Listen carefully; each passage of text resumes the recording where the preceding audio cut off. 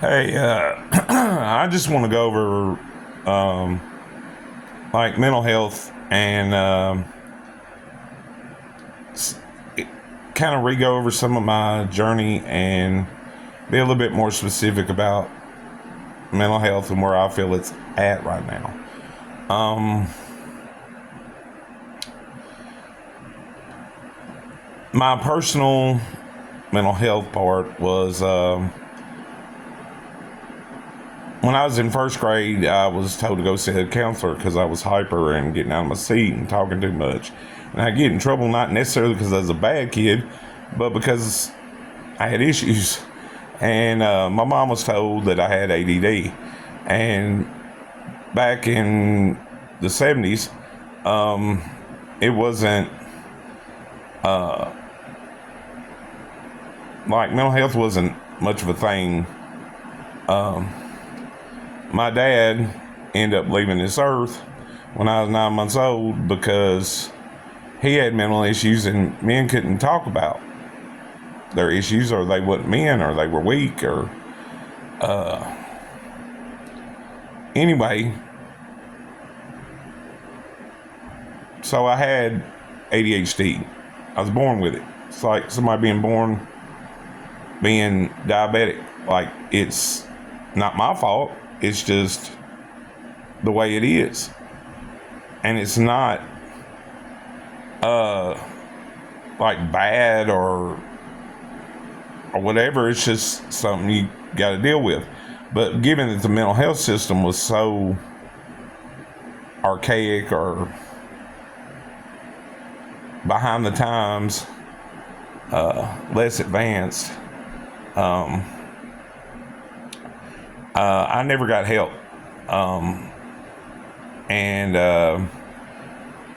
anyway, I went through some trauma during my teenage years, and slightly before, due to home life not being the greatest. And I became an adult and I had all these issues, and I couldn't keep jobs, and got kicked out of the army pretty much right before I was about to get out, over things like being late to formation, and my depression causing me not to be as motivated and not being able to process emotions right. And but it wasn't that, again, it wasn't like when I was in first grade or whatever. It wasn't that I was bad. It was just I wasn't exactly right. Uh, and with ADHD, you learn how to mask. So it just made me seem different or a little weird. Anyway, after I got married, had a kid, got divorced, had tried antidepressants. I got misdiagnosed once I got divorced because I had a breakdown, and there's a thing called psychotic depression, which got guessed into being schizoaffective. You'd have to look up the similarities. But I know now that I was just broke down from emotionally for not being properly treated and going through the divorce and losing my house and everything else, and not being able to see my son. And anyway, and for years I'd go every now and then to try and get help, and it was the same old thing, except this time I had dysthymia, just this persistent depression. It's called persistent depression disorder now. And they throw antidepressants. Oh no, not that antidepressant, this antidepressant.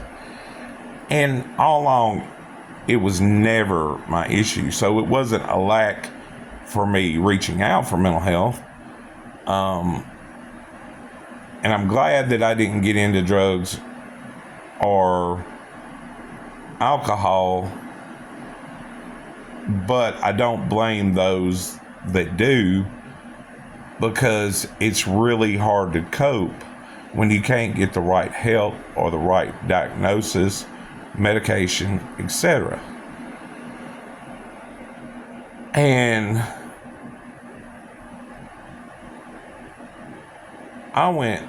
I ended up on disability.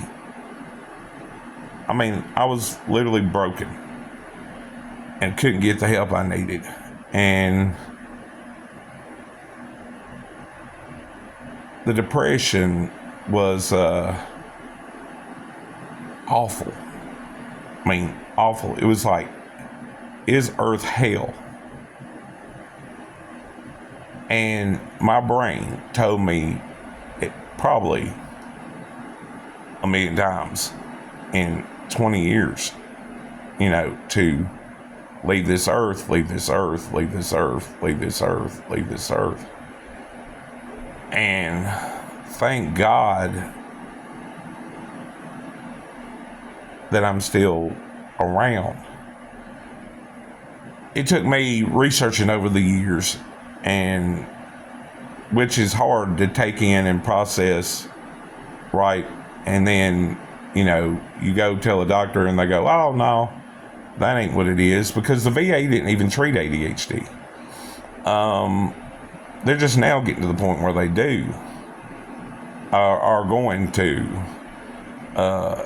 And so when I would bring up something like that, and because I didn't have a prior actual diagnosis from a doctor, because my mom blew it off, it made it hard. Then you throw in twice exceptional into that. It's called 2E ADHD. And the ability to mask even to a different level than regular ADHD. So I'm not completely blaming it all, because what happened, but the point is that there's plenty of things that could have been done for me to get a diagnosis and the right medication before I was 47 years old. In the last 2 years, I'm 49, gonna be 50 in November, well, later this year, and I have processed so much trauma and the whole process of mental health, and I feel like I matured 10 years in the last 2, because I finally got the right diagnosis and help. And a lot of people never do, or never feel like it's okay to do it. And it's a shame that it is that way. And still today, like, it's still not as advanced as it could be. And there's simple things that would improve it greatly. Like, your medical doctor could take blood tests. And there are things in that blood test, if the medical doctor knew what to look for, and he was working together with your psychiatrist, psychologist, could help make a better educated, informed decision about your diagnosis. For example, with ADHD, folate, if your folate is low, it is a sign, not necessarily a diagnosis, but a sign that can lead to a diagnosis of ADHD. It took me looking at my own blood tests, which I go through all my blood tests and figure out what each test means. And when it said low folate, I was like, what does that mean? But it's simple things like that that can really help. Bipolar 2, the manic phase of it, and hyperactive ADHD are very, very similar in a lot of ways. And if a person can explain to their doctor right, then most of the time the doctor's going to say you got bipolar 2. Because but here's the difference between manic and hyperactive ADHD. Yes, both are impulsive, but mania lends to things like gambling till you go broke and having sex with multiple people and orgies and, snort cocaine while you have sex and then go gamble and blow all your money. Like, that's manic. Where hyperactive ADHD, yes, you're impulsive, and yes, you do things like have sex or may try drugs or whatever, and depending on the person, you still may have alcohol or drug problems, but it's not to the extent of mania. It's a lot of times it's going to the edge, knowing you're at the edge and not jumping over it to do some to the extreme. And that you can see how they're very close, but they're not the same. And a lot of mental disorders, like I was talking about psychotic depression, like you can hear and see stuff during a psychotic depression, and you can be severely stressed out and not be thinking right, and because you're extremely depressed. After someone's death, after a divorce, there is a trigger that causes psychotic depression.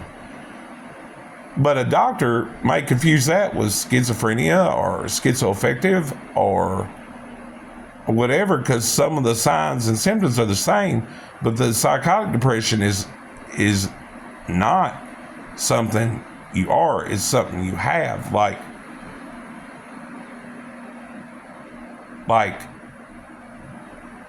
psychotic depression may last 2 or 3 months, but it's not going to last the rest of your life. It is not something ingrained in you. It's just trauma. So there's a lot of these doctors out here making educated guesses without taking a lot of things into account. So, and it's took me researching and going through hell and questioning everything. That's part of the twice exceptional part.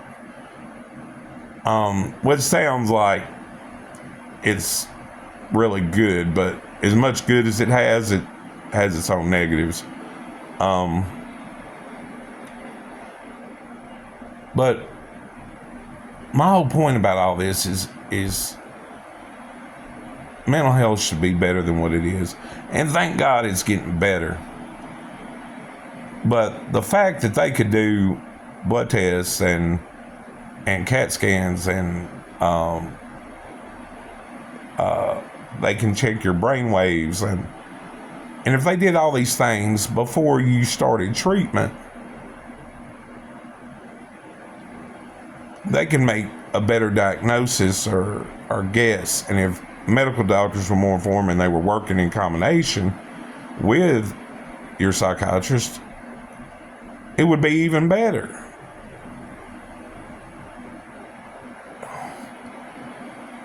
It's just frustrating after being through what I've been through and seeing what a lot of people go through and why they don't trust it or try it,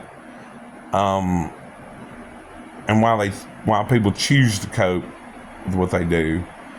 I mean, I really believe if this was more advanced, a lot of this stuff in the world would not be happening, because I believe all of it is mental illness.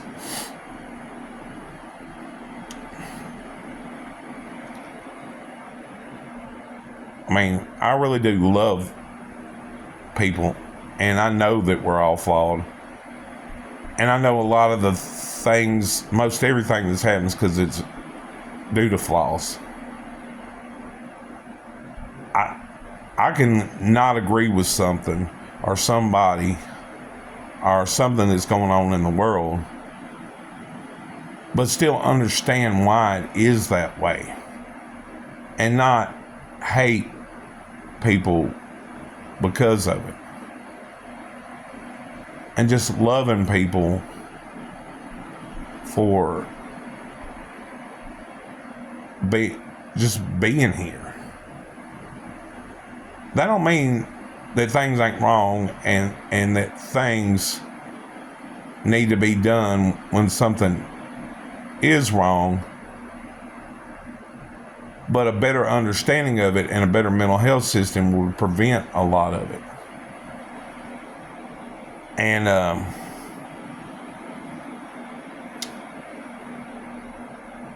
I'll do more videos later. I don't want to go too long this time, but I just want y'all to know that take care of your mental health and love yourself enough to get that help and know things aren't hopeless. I mean, because I did my research and I got the right help. I just got to see my grandbaby be born, and you know, I got a chance to do that right, where I wasn't the best at. I wasn't the worst, but I definitely wasn't the best. Best is, I definitely wasn't decent or atypical about it. And now my relationship with my son has gotten better. And I got, like I said, I get to do, you know, the whole granddaddy thing a little better. But, anyway, take care of yourself. And if you want to, check out my other videos. And I think you can see there's a little more calm and a little more clarity in this video. And I think that kind of may show progression in my journey also. Excuse me. Anyway, love yourself, take care of yourself, have a good day.